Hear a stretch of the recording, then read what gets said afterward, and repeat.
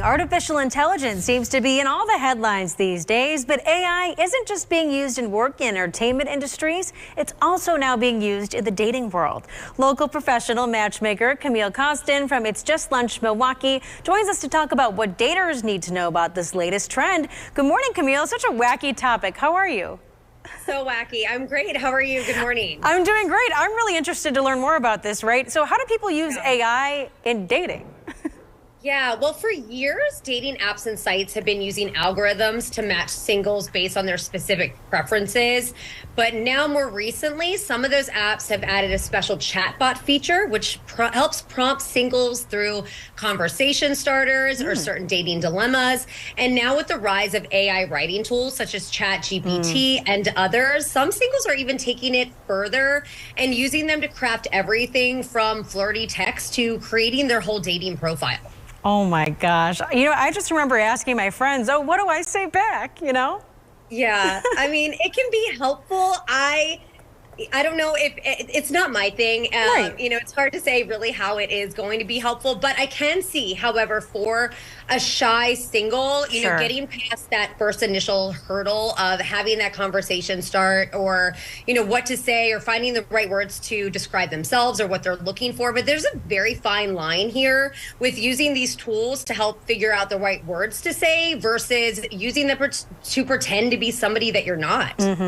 Right. So it kind of just gives people who are perhaps a little more shy a chance to put themselves out there a little bit easier, to find the words a little easier than they normally would and help get the conversation started. I see what you're saying.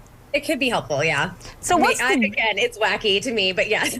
Yeah, no, it definitely is. But is there a downside to using this? Because like you said, it might not be your best self, might be somebody else.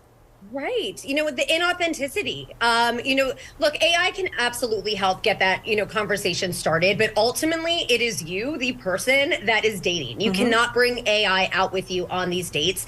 And there's nothing worse when you meet somebody face to face after you feel like you've had a lot of chemistry via text or messages. And then when you meet them, you're like, wait a second, have they been totally misrepresenting themselves?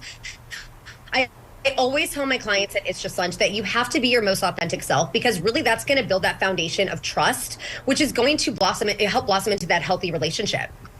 And you know, I just thought about something. You said, you know, you can't bring this on a date. Can you imagine if someone's on a date, they run to the bathroom, ask ChatGPT what to say next, come back out? Like, that's like a movie scene or something.